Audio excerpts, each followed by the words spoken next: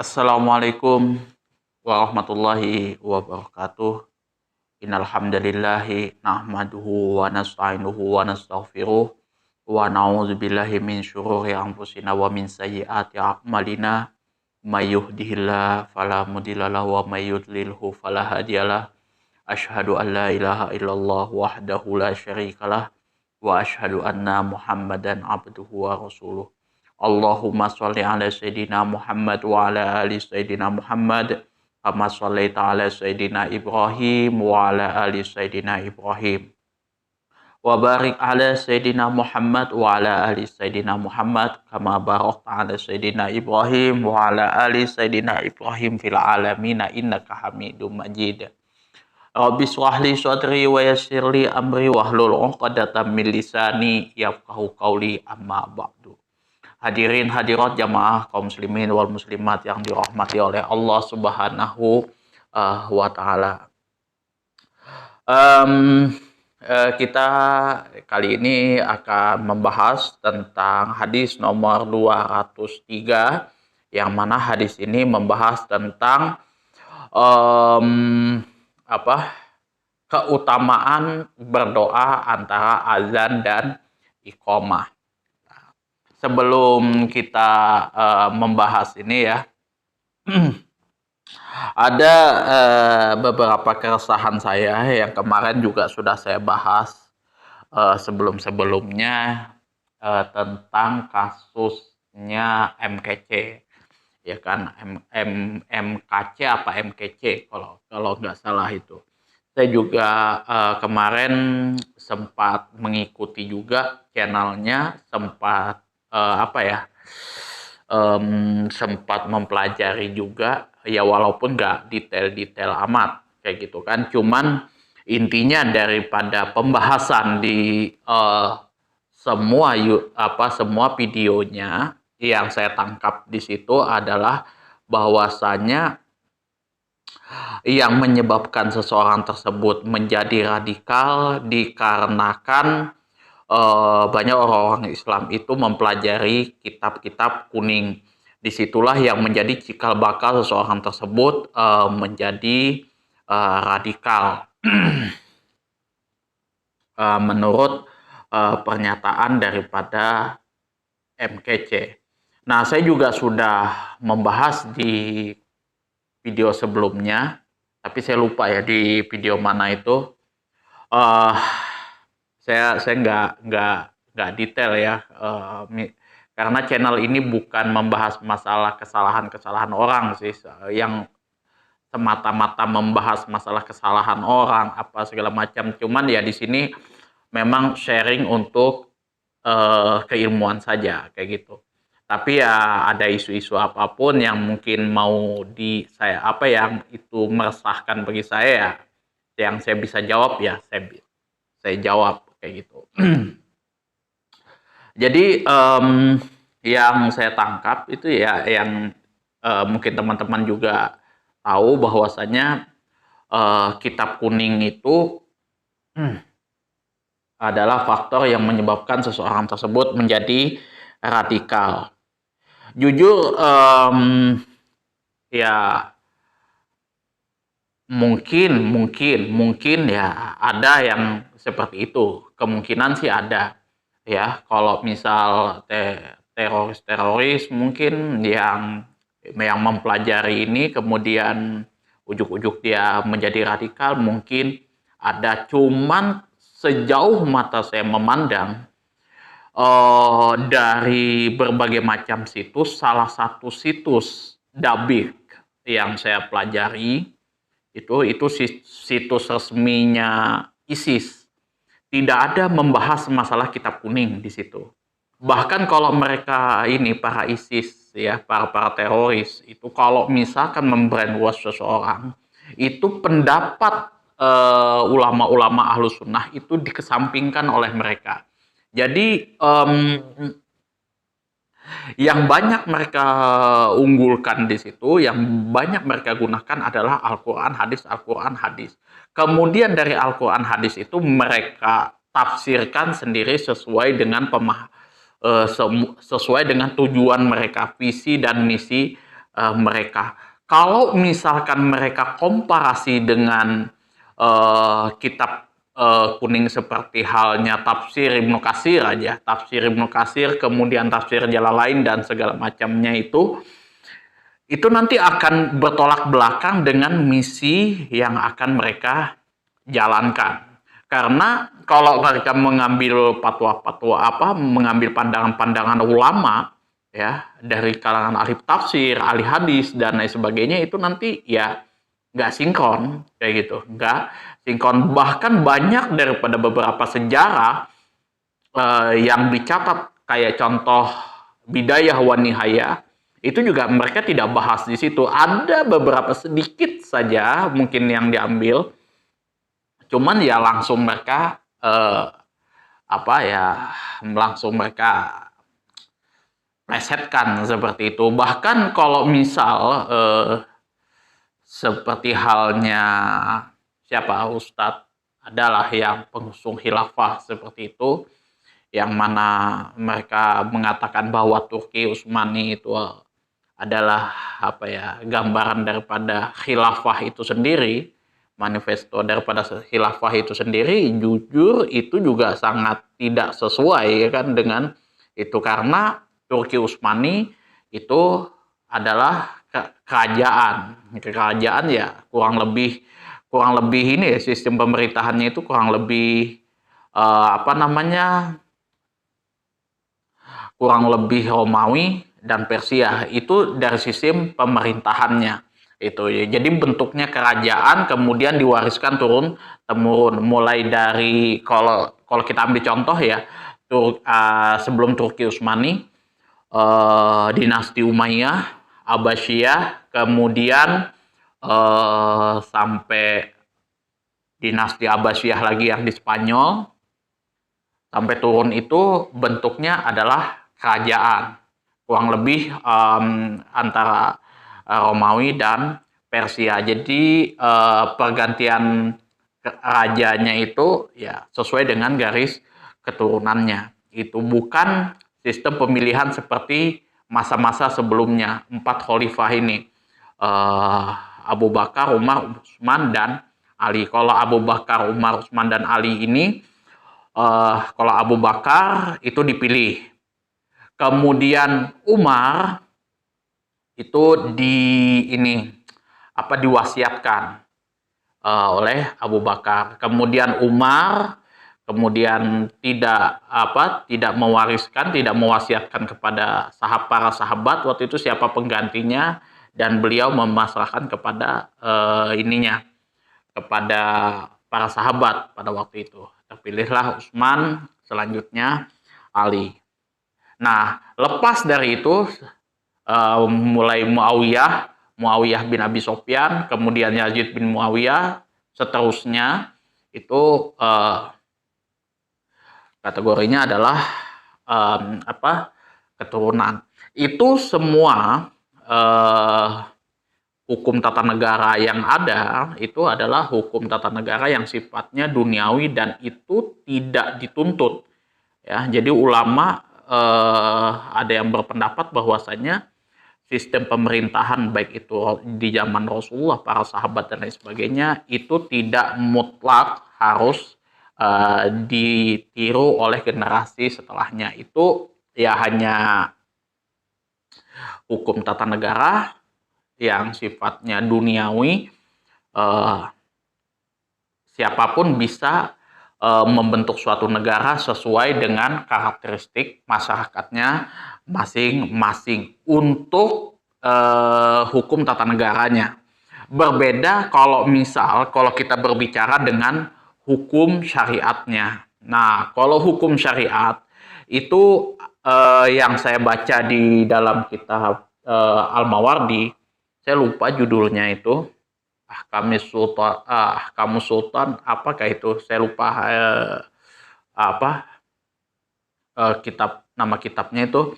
Nah, itu dibahas di situ memang ada perbedaan ya. Kalau misal di beberapa negara itu ada yang dia khalifahnya yang menentukan hukum itu sendiri, ya kan? Misalkan kayak di zaman Rasulullah Shallallahu Alaihi Wasallam sebagai percontohan. Itu jadi Rasulullah Shallallahu Alaihi Wasallam yang menentukan hukum, kemudian Rasulullah yang menjadi hakim dan lain sebagainya. Itu fungsinya ada di tangan Rasulullah Shallallahu Alaihi Wasallam, bahkan jadi panglima perang. Setelahnya di zaman Abu Bakar itu juga dipisah lagi, ada kodinya tersendiri, khalifah tersendiri, dan panglima perangnya tersendiri. Kemudian kalau untuk di Indonesia itu sistem pemerintahannya bukan kerajaan, tapi ya sistem pemerintahannya demokrasi yang mana semua ada bidang-bidangnya. Bagian keagamaan itu ada, kalau bagian fatwa itu ada MUI. Kemudian yang urusan masalah agama ada Departemen Agama. Nah, yang mana di situ walaupun pergantian presiden, seperti apapun bentuk presidennya, lembaga keagamaan memang harus yang kredibel di situ. Jadi ya misalkan presidennya nggak begitu paham dengan masalah agama, tapi ada Departemen Agama sama MUI yang memberikan fatwa-fatwa untuk diikuti oleh masyarakatnya. Dan itu semua satu kesatuan dan sah di kalangan Ahlus Sunnah wal Jamaah. Ya, dan itu saya berbeda pendapat dengan kalangan-kalangan yang pendukung khilafah itu sendiri. Kalau khilafah itu tidak ada paksaan, tidak ada salahnya kalau ada negara-negara yang yang mendirikan negaranya seperti itu, khilafah. Tapi bukan berarti umat-umat Islam yang ada di negara kerajaan negara non khilafah itu berarti keimanannya tergadai. Ada yang Muslim di Amerika, Muslim di Rusia, Muslim di Israel, dan lain sebagainya, ya mereka tetap Muslim sejati. Seperti itu. Nah, yang sering dibahas di dalam majalah-majalah dabik itu, famalam yahkum, saya lupa itu, famalam yahkum bima anzalallahu faulaika humul khosirin, kalau tidak salah itu ya. Barang siapa yang tidak mengambil hukum-hukum daripada Al-Quran dan hadis, maka dia termasuk orang yang merugi atau orang kafir, kalau tidak salah di situ. Saya lupa ayatnya yang sering dipakai. Nah, memang di situ pembahasannya kalau dalam Al-Quran itu masalah hukum rajam. Jadi kalau kita lihat tafsir Ibnu Katsir yang membahas masalah itu, bahwasanya Rasulullah pernah ingin merajam orang Yahudi pada waktu itu. Orang Yahudi mau dirajam, yang mana Rasulullah membuka dulu kitab Tauratnya. Kalau tidak salah itu ada nggak kira-kira di dalam kitab Alkitabnya kayak gitu. Nah, ketika ada, maka Rasulullah menjalankan hukumannya sesuai dengan apa yang ada di dalam Alkitab tersebut, dan itu ditegur oleh oleh Allah Subhanahu wa Ta'ala. Di situ nggak usah berpatokan kepada kitab-kitab yang lain, tapi harus berpatokan kepada Al-Quran dan hadis. Nah, itu juga ada pembahasan daripada pandangan ulama tentang hukum-hukum seperti itu. Ya, kalau misalkan kita bahas di dalam kitab fiqh nantinya. Tapi ya kalau misalkan negara kayak misalkan negara Amerika, kemudian Prancis dan lain sebagainya yang tidak mengeterapkan hukum kayak gitu, ya tidak ada masalah bagi mereka kayak gitu. Mereka bukan orang kafir, mereka orang Muslim itu bukan tergadai akidahnya kemudian menjadi orang kafir, enggak. Tapi ya mereka ya hidup sebagaimana biasa gitu. Yang paling dipentingkan di sini bukan hukuman rajamnya, tapi adalah pencegahannya.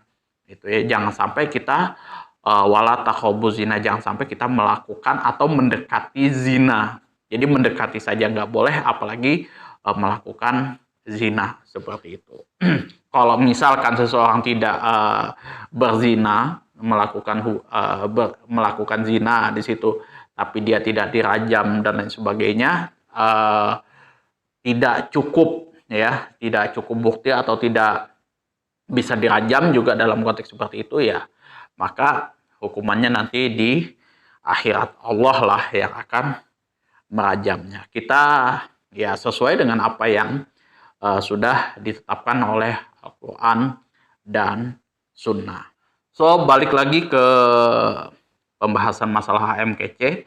Jadi, selama saya belajar kitab kuning ya, 7 tahun saya di Madura, itu saya tidak ada kecenderungan untuk melakukan hal-hal radikal, seperti halnya yang dituduhkan yang sering menjadi narasi oleh MKC tersebut. Bahkan yang ditunjukkan oleh MKC, itu kitab yang ditunjukkan oleh MKC itu, Kasifatu saja, itu tidak ada membahas masalah apa namanya, radikal, mau ngebom dan lain sebagainya, tidak ada di situ. Kalau jihadnya ada. Jadi kewajiban kita untuk berjihad itu wajib ada. Itu ya. Jadi di setiap di setiap masyarakat Indonesia kewajiban berjihad itu wajib hukumnya. Itu tapi ada kontek-konteknya kayak gitu. Ada masa-masanya di mana kita harus berjihad. Contoh misalkan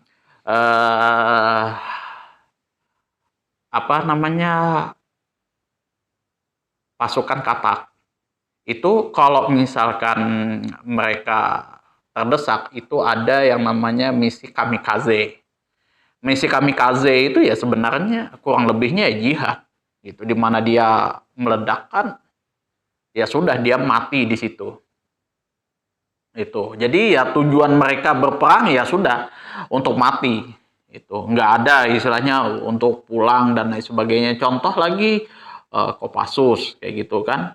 Lebih baik mereka pulang nama daripada gagal di medan perang. Itu konsep jihad sebenarnya. Tapi ya itu tadi bukan berarti Kopassus dan Kopaska itu ujuk-ujuk langsung ngebom mana kayak gitu kan, gereja dan lain sebagainya. Mereka punya misi-misi itu, mereka ditanamkan doktrin seperti itu untuk posisinya dalam keadaan perang. Seperti itu juga jihad sebenarnya. Ada konteksnya, ada timingnya, di mana kita wajib berjihad pas pada saat perang. Bukan ya misalkan orang ke gereja kita ngebom dan lain sebagainya, ada kemaksiatan dan lain sebagainya, kita lantas bunuh orang sembarangan. Enggak seperti itu. Tidak ada di dalam kitab-kitab Ahlus Sunnah manapun yang membahas masalah itu. Kalau masalah jihad ya konteksnya di medan perang. Itu yang ada di kitab-kitab kuning. Nah, kalau misal MKC mengambil jihad-jihad, masalah jihad itu yang ada di Al-Quran dan hadis, konteksnya memang seperti itu. Di zaman Rasulullah ya keadaannya memang keras, zamannya memang keras. Ya kita tahulah kalau yang namanya perang Badar, perang Uhud, perang dan lain sebagainya. Ya Rasulullah melakukan berbagai macam perang. Ya memang keadaannya seperti itu.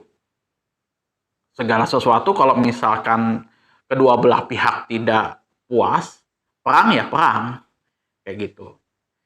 Itu solusi di zaman Rasulullah SAW. Bahkan Rasulullah itu berada di dua kerajaan yang besar yang memang betul-betul sadis ya. Ya ada Romawi Timur dan Persia. Itu kalau misal negara kita dijajah oleh salah satu kerajaan tersebut, ya kayak kita yang rakyat jelata ini otomatis sudah menjadi budak. Disitulah ayat-ayat Al-Quran yang mewajibkan kita untuk berzakat, berjihad, membela tanah air kita, membela kehormatan keluarga dan lain sebagainya. Itu konteks kita berjihad, itu yang ada di dalam Al-Quran dan hadis yang sudah dijelaskan panjang lebar oleh kalangan oleh ulama salafus solihin itu. Jadi ya teman-teman bisa lihat sendiri videonya di kajian Safinatun Najah. Safinatun Najah itu matan kulit daripada kitab Kasyifatus Sajah yang ditunjukkan oleh MKC. Itu. Jadi tidak benar sih kalau tudingan dari narasi-narasi yang dikatakan oleh MKC bahwasannya Al-Quran dan hadis atau kitab-kitab kuning itu juga menjadi faktor orang tersebut menjadi radikal. Tapi ya yang saya lihat berita yang terbaru ya wallahualam betul apa tidak sudah dipukuli oleh jenderal atau apa kayak gitu, babak belur lah pokoknya intinya. Kalau saya sih hal itu nggak perlu dilakukan karena kalau orang sudah ditangkap ya otomatis yang berhak menentukan hukumnya adalah hakim itu sendiri. Keadilan kalau bagi saya itu sesuai dengan apa yang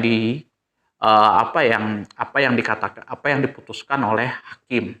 Itu. Jadi kalau hakim sudah mengatakan A, mengatakan A ya A kayak gitu. Kalau misalkan hakim memutuskan MKC bebas ya bebas. Kalau misalkan hakim memutuskan MKC bersalah harus dipenjara sekian tahun ya seperti itulah adanya. Jadi kalau saya pribadi fokusnya itu ada di hakim seperti itu. Pandangan saya ini sebenarnya rujukannya saya kiaskan pada kejadiannya Ali bin Abi Thalib. Ya, Ali bin Abi Thalib itu punya tameng, punya baju besi yang mana cuman dia yang punya itu. Semua sahabat tahu tameng baju perangnya Ali bin Abi Thalib. Itu karamallahu wajah. Tapi ketika terjatuh diambil oleh orang Yahudi pada waktu itu, yang mana Ali bin Abi Thalib menuduh bahwa orang Yahudi tersebut mencuri baju perangnya, peralatan perangnya pada waktu itu, ya hakim menanyakan kepada Ali, saksimu mana? Nah, yang dipunyai Ali adalah Hasan, itu saja, selebihnya tidak ada. Maka Ali bin Abi Thalib kalah di persidangan. Padahal itu ya khalifah, tapi tidak pandang di situ. Nah, begitu juga keadilan yang dialami oleh MKC ya. Keadilan tersebut harus porosnya itu pada hakim. Itu kalau misalkan hakim menetapkan salah, misalkan dia berat sebelah nih, misalkan dia memihak kepada kebatilan ya nerakalah tempatnya. Kalau misalkan dia memihak kepada kebenaran maka surgalah tempatnya. Tapi itu bukan ranah kita yang menilai, itu nanti kembalinya kepada Allah Subhanahu wa taala. Rasulullah Shallallahu alaihi wasallam itu juga mengatakan kalau di dalam hadis-hadis itu ya, itu Rasulullah berpegang kepada dua aja sebenarnya, bukti dan saksi. Terkadang seseorang yang didakwa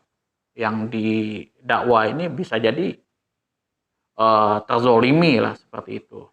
Karena apa? Yang melaporkan ini dia punya bukti yang kuat sedangkan dia tidak punya bukti apa-apa. Itu ya Rasulullah cuman berpatokan kepada itu. Jadi saksi dan bukti kayak gitu. Kalau misalkan si pelapor punya saksi dan bukti yang kuat, maka ya ini tadi ya bisa dihukum. Walaupun ya pada hakikatnya mungkin dia tidak melakukan, tapi ya seperti itulah hukum. Seperti itu ya. Itu pembahasannya panjang kalau masalah itu. Jadi ya intinya apapun yang dilakukan oleh kalau tidak salah Napoleon Bonaparte, mungkin kalau secara pandangan saya itu salah kalau misalkan dia melakukan main hakim sendiri atas nama apapun itu, baik itu atas nama agama Islam dan lain sebagainya. Karena ya agama Islam sendiri seperti Rasulullah SAW tidak memperlakukan hal seperti itu ya. Sebenci-benci Rasulullah dengan Hindun, ya sudah itu. Rasulullah nggak menghakimi, memenggal kepala Hindun, yang mana Hindun pernah punya salah ketika dia membunuh Hamzah. Ditikamnya pada waktu itu, diambilnya hatinya, baru dimakannya. Itu cerita yang masyhur. Itu sampai Rasulullah itu nggak mau melihat Hindun. Tapi ya Rasulullah tidak semarah-marah dia, baik itu masalah agama dan lain sebagainya. Itu ya tidak dilakukan seperti itu, ya kan. Rasulullah tidak mau main hakim sendiri. Bahkan sahabat Rasulullah yang pernah dibantai oleh oleh orang fasik, orang munafik, kalau nggak salah itu, para penghafal Al-Qur'an, ahli Qur'annya pada waktu itu dibunuh. Rasulullah melaknat mereka, Rasulullah ditegur. Selama 30 hari Rasulullah melaknat dan Rasulullah ditegur. Itu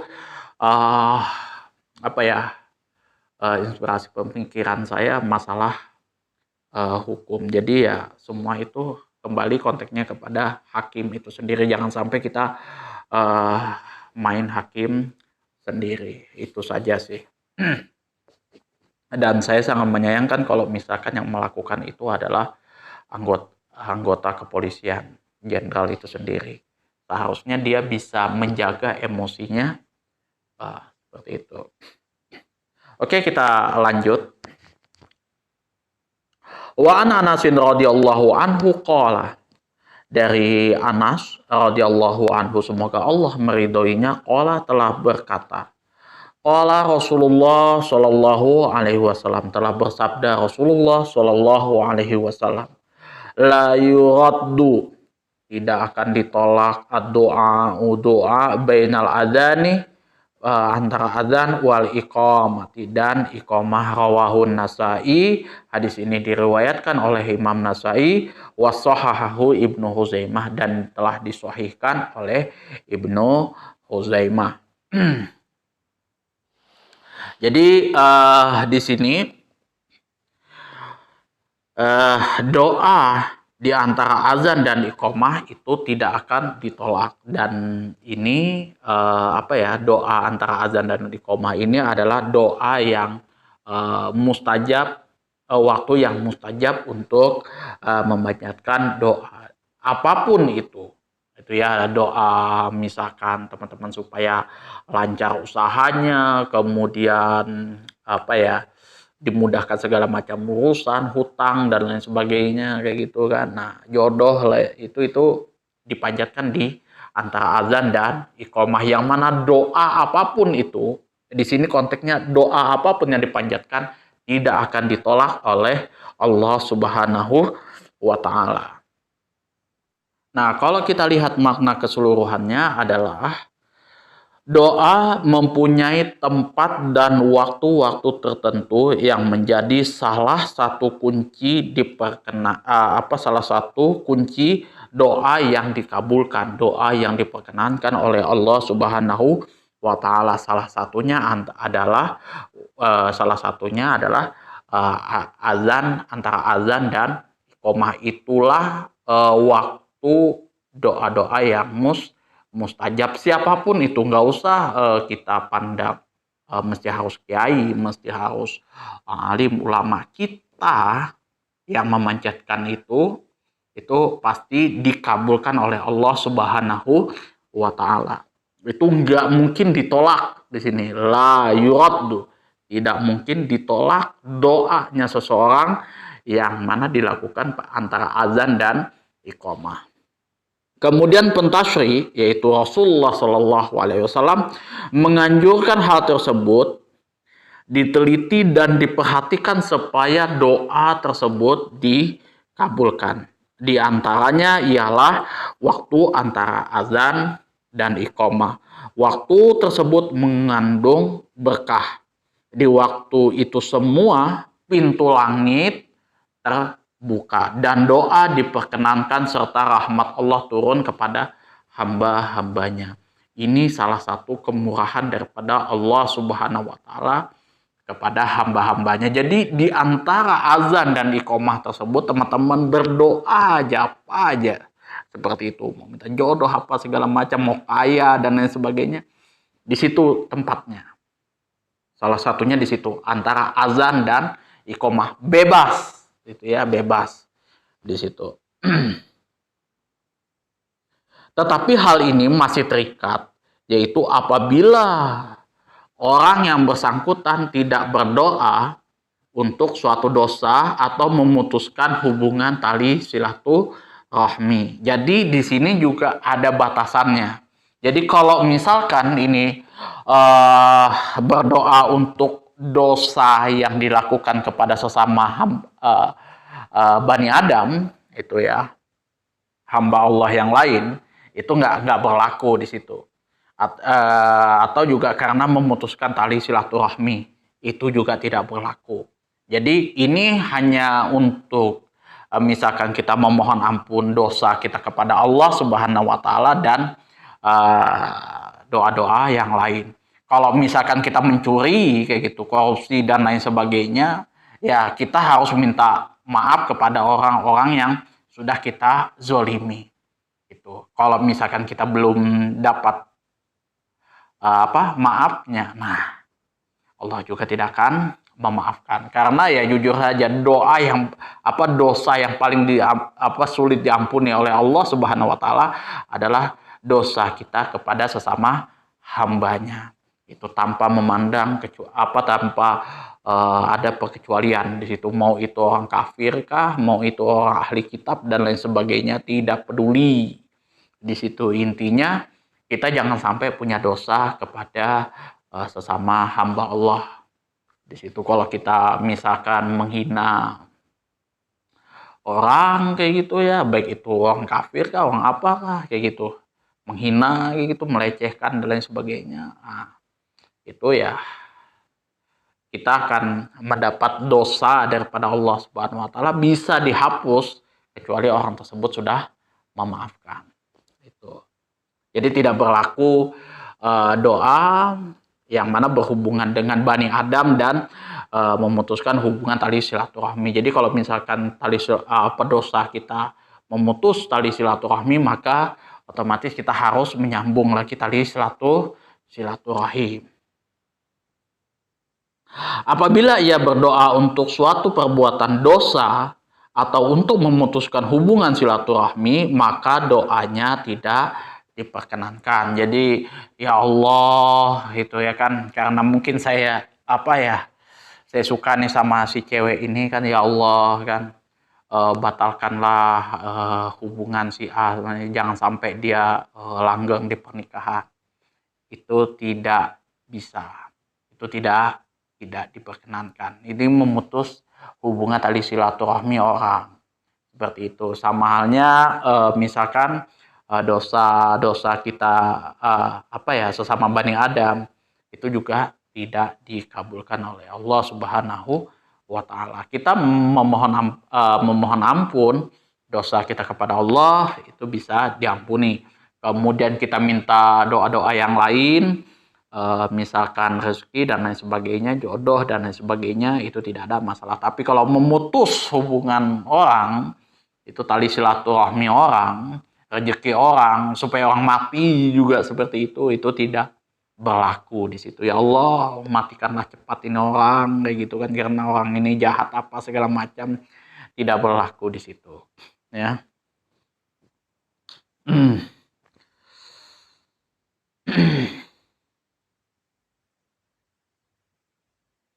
Di dalam sunnah telah disebutkan hadis-hadis yang menunjukkan ketentuan kalimat-kalimat doa ini. Antara lain ialah raditu billahi robba wa bil islami dina wa bi muhammadin muhammadir rasula.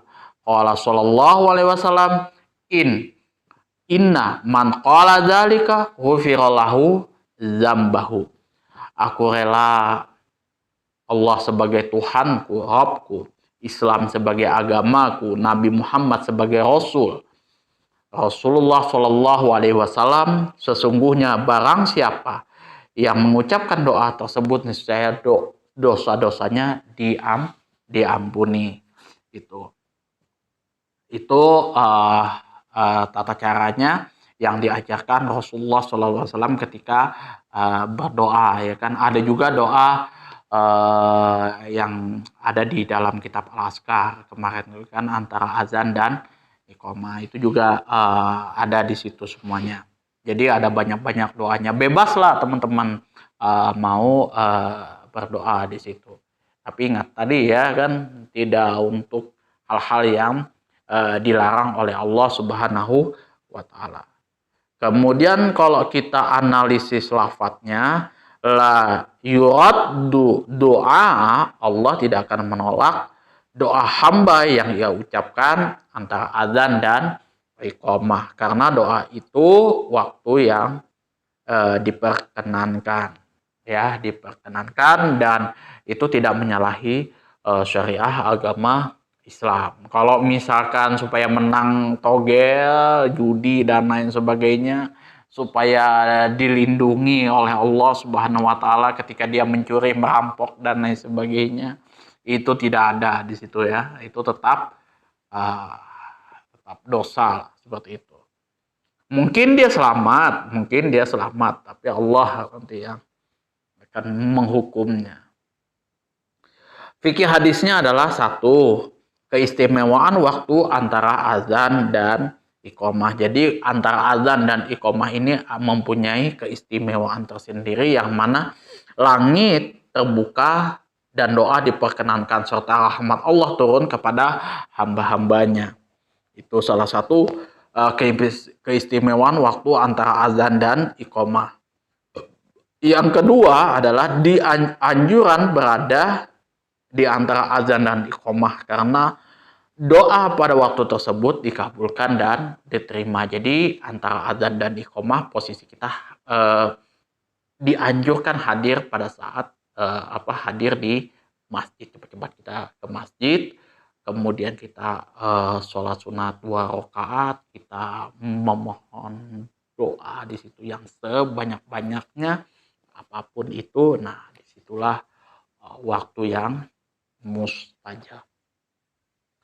Nah, jadi untuk teman-teman ya, di dalam membuat konten apapun itu, usahakan konten-konten yang mendidik apapun itu. Jangan sampai ya kejadian seperti MKC dan lain sebagainya bisa terjadi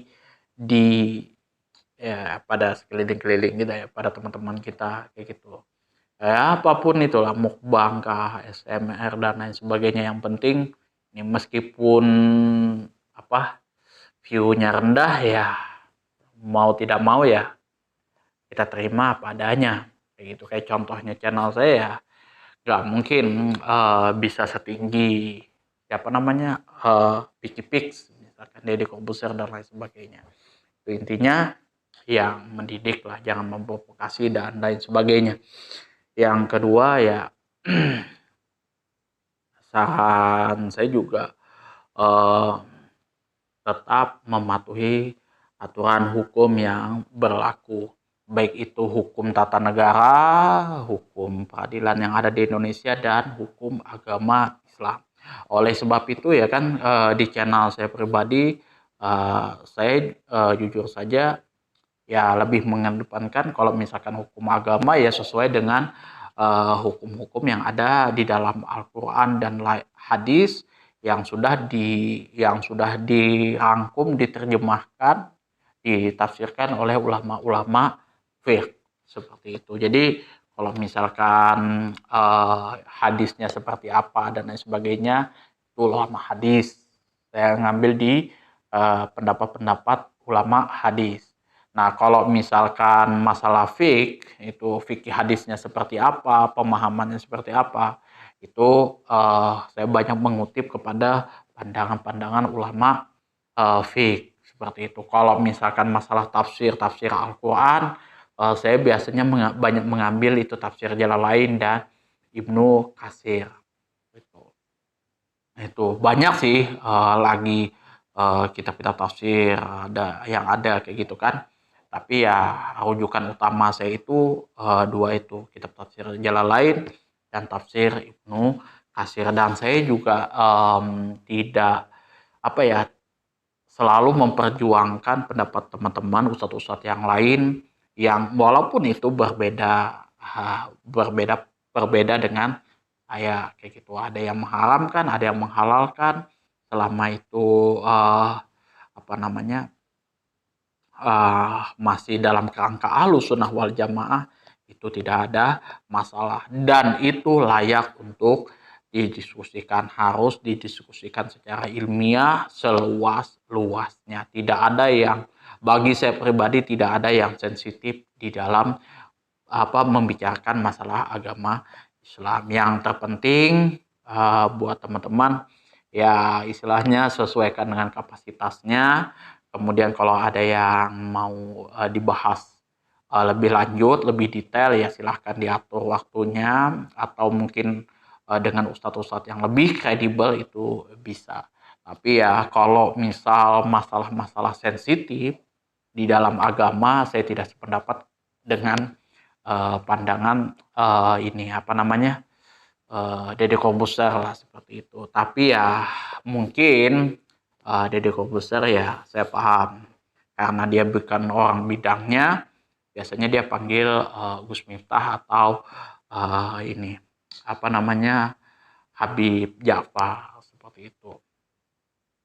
Ya kalau misalkan ada ustadz yang salah ya ditegur aja kayak gitu, jangan sampai dibully lah seperti itu. Karena jujur aja kalau ustadz yang ada di Indonesia, yang di dunia ini siapapun itu setinggi apapun levelnya pasti akan ada salahnya, itu pasti akan ada salah. Nah disitulah fungsi kita meng-cross check lagi kayak gitu kan, menegur dan sebagainya sesuai dengan kapasitas kita gitu kan. Jangan yang dibahas ustadz yang mengatakan berpendapat masalah furu dihantam dengan usul, itu juga nggak boleh itu ya. Ada ustadz yang membahas masalah nasab bagi anak seorang penzina, itu boleh mengambil nasab kepada bapaknya, itu kemudian kita langsung hantam, ini ustadz ini menghalalkan perzinaan. Nggak boleh seperti itu. Nah sama halnya misal kayak Ustadz Khalid Basalamah mengatakan bahwasanya tahlil itu bid'ah, ya bukan berarti kita langsung menghantam beliau. Kenapa Ustadz antum nggak pakai onta ya, pakai kuda ya kayak gitu kan, bagaimana Rasulullah zaman dulu? Jangan seperti itu, nggak boleh ya, nggak boleh seperti itu kalau mempercandai masalah itu nggak ada iman kita. Itu salah satu contoh syariah agama Islam yang tidak boleh kita bercandai. Saya mohon maaf yang sebesar-besarnya ada kesalahan-kesalahan kata yang terucap ya. Mungkin ada yang mau dikoreksi, silahkan teman-teman bisa koreksi secara adil ya. Mungkin teman-teman punya pandangan lain, punya kitab-kitab yang lain yang lebih, ini nanti bisa teman-teman atur di kolom komentar di situ. Kemudian juga saya juga butuh masukan juga, kritik supaya channel ini bisa lebih besar lagi. Akhirul kalam, wabillahi taufiq wal hidayah. Assalamualaikum warahmatullahi wabarakatuh.